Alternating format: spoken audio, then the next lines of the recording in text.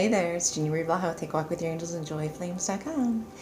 I love this question because it dawns on me many times over when it's coming to my clients and friends and family who are asking, I keep thinking about law of attraction and I think about how I'm magnetizing and really working on it, right? No, don't work on it. The less you work on, the easier it'll be. So think of the law of attraction as it's your magnetizing. It's the way you become the magnet. And that's why I say, are you playing with it? Not working on it. Are you playing with it? So for me personally, I found it very effective to pick a theme each month. And maybe it's a couple things, maybe it's 3 things, just whatever comes in for me. I'll ask the angels, hey, what's going on this month for my law of attraction? What would be a great thing to send out there to the universe to see if it can happen, if I can be in that vortex? Because that's really what it is. It's just whether or not we're in the vortex or out of it. And we, with our own free will, pull ourselves out of it or put ourselves in it. It's nothing out there. It's not anything that's happening in your day that takes you out of that vortex. We have to make a decision to jump out of it or in it.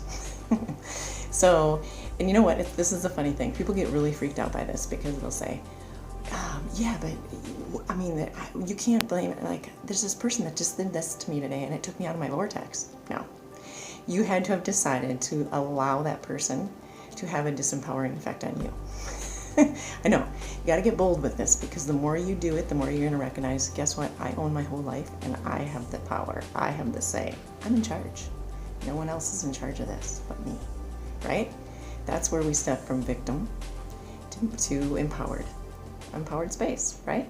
So I wanted to share mine because I've had a couple months back to back where it was super fun to set it out there and say, okay, I'm going to see if I can attract this and see what happens.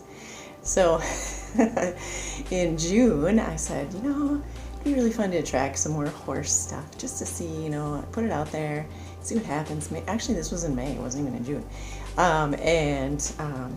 And it wasn't anything specific. If you can leave the specific details up to the universe, up to the angels and guides, up to those embodied humans who are tuned into you, you'll be even more surprised and more enchanted and have more thrill than if you put a really specific thing around it, especially around the how. You don't want to give any energy to the how, give it to the what.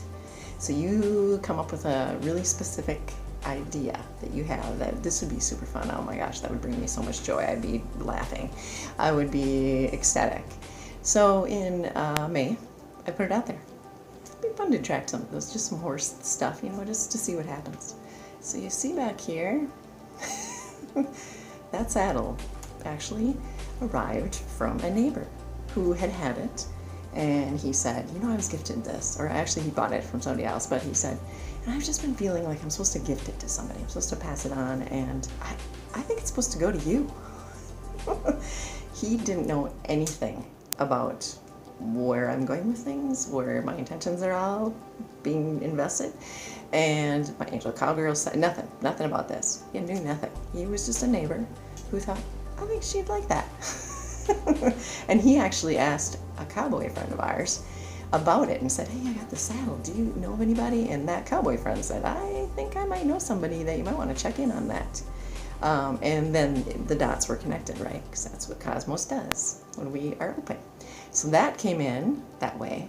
Okay, so then in July, I thought, you know what? That was so fun. I'm going to do it again. In July, I'm going to see if I can attract another fun little sign of horses to come, right? Because don't you like to ask for those signs? And earth tangible ones, I get it's really fun to see things out in nature and have our spirit animals assist us and attend to us and show up and give us a message. And angels pop in our dreams, or people who've passed are popping into our dreams to give us messages. But when it comes down to it, I always encourage my clients also ask for the earth tangible signs, so there can be no discrepancy, no kind of hesitation or doubt or confusion about it whatsoever, right? So check it out on the wall back there. I just got to show you. By the eagle. By Everett, the eagle. That little horseshoe back there? Yeah, the one right next to Everett. Yeah, that was spotted by our cowboy friend. And he also didn't know I was doing a law of attraction, magnetizing stuff each month to put it out there. I hadn't told him anything about this. And he said, one day we ran into him out in open space in Colorado, and he said, hey, guess what? I saw this old horseshoe hanging out in the dirt, and I put it up on the path for you. So it's probably like a mile from here on the path. I hope it's still there when you get there. Guess what? It was still there when I got there. So this is what I encourage people to do. Play with it. Play with it. Rather than think about how much you have to dedicate your mind to it, the analytical, the rational, the logical, get that all out of the way. That can actually impede it and inhibit the juiciness of your spirit activity, of your essential self. That has, I mean, yeah, the analytical there, the logical there, all that stuff is incorporated. However, your essential self has no lack of limitation or resistance to any of your anything. I mean, it's just pure joy, pure light, pure peace, pure everything that you've ever desired in a reality. Your essential self is connected to that. So I'm going to challenge you. Start doing this once a month. Start thinking, what could I have this month be what I really want to magnetize, and see what happens. You can be, I mean, there's no limit. And by the way, in the quantum, the angels, the guides, there's nothing where you think, oh my God, I can't really talk to my angels about that. It's kind of, off color or whatever. That's not true. That's a bunch of bull manure.